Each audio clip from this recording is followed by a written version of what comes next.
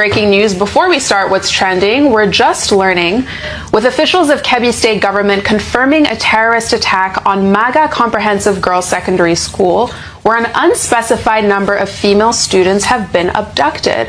So the chief press secretary to Kebbi State Governor Ahmed Idris confirmed the attack, while also saying that the details are still somewhat ambiguous as of now. But here's what we know.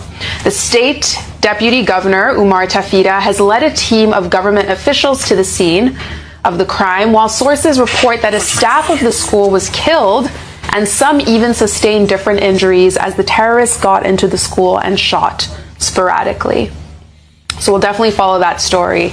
Speaking of security or insecurity, let's head over to Katsina State now, where shocking new footage appears to show a number of armed bandits on motorcycles and bicycles storming the Kankia local government area of the state. So in this video posted on Saturday, a group of bandits ride into an open area as gunshots can literally be heard firing into the air, as no security presence is there to counter them or protect residents.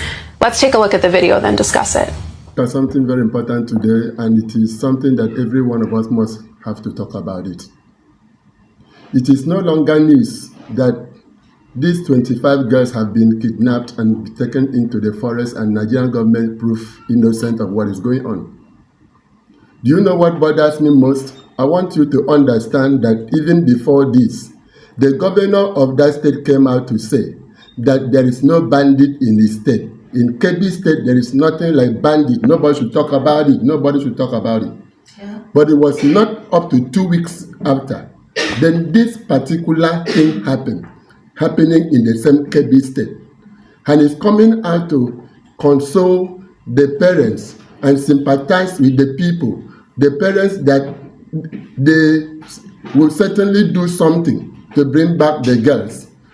But listen to what he said.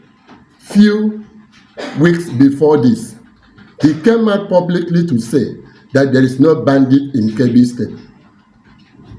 Watch. No state in Nigeria is 100% scared. No state. And with effort that we are doing, no single camp of bandit in Kebbi State. If there is, let somebody tell me. So people should not look at it was Aura. Let's try to portray this state in bad light. You are making an injury to the state itself. It's an injury for portraying Kebbi State. What is happening in Zamfara? Did anybody come out and say that yes, these are so local government that they are volatile, that nobody should go to that place? They are rich local government. Did you hear what he said? He publicly said that there is no bandit in his state. But where comes this particular one that is doing this in his state? Are they coming from the moon? Is it that there is something that these people are hiding and they don't want to tell us? Is it that there is something that these people are using these boys to do and they don't want to tell us? Brother, it's no longer time for us to keep killing our own children in order for us to extend the cause of Islam. No, we must stand as Nigerians to say no. Everybody must rise to say no to this.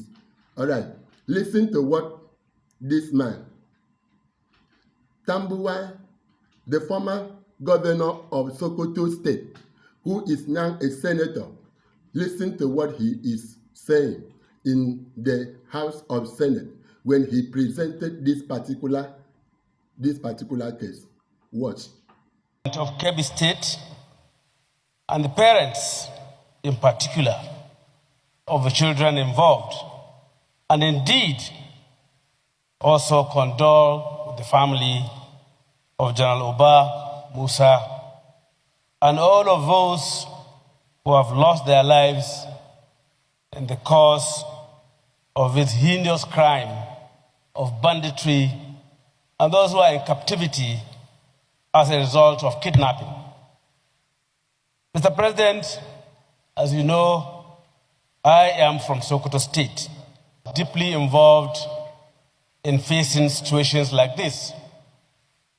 Mr. President, we cannot afford to play politics with issues of security.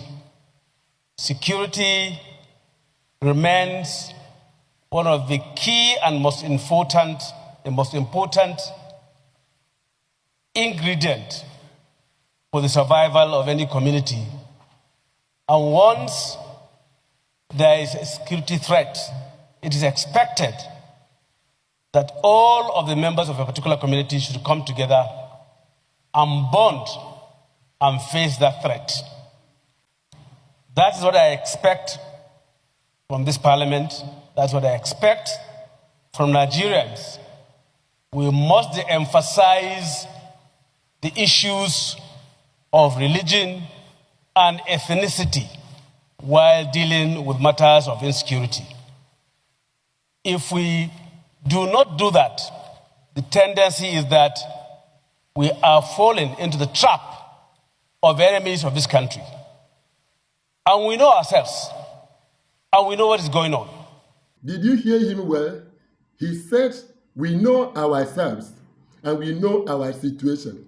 Maybe there is something that these leaders know that they don't want to tell us. He is saying it on camera. We know ourselves. Let Nigerians stand. Let people join together and ask these people, what do you people know about this that you don't want to tell us? Now watch what these ones are doing.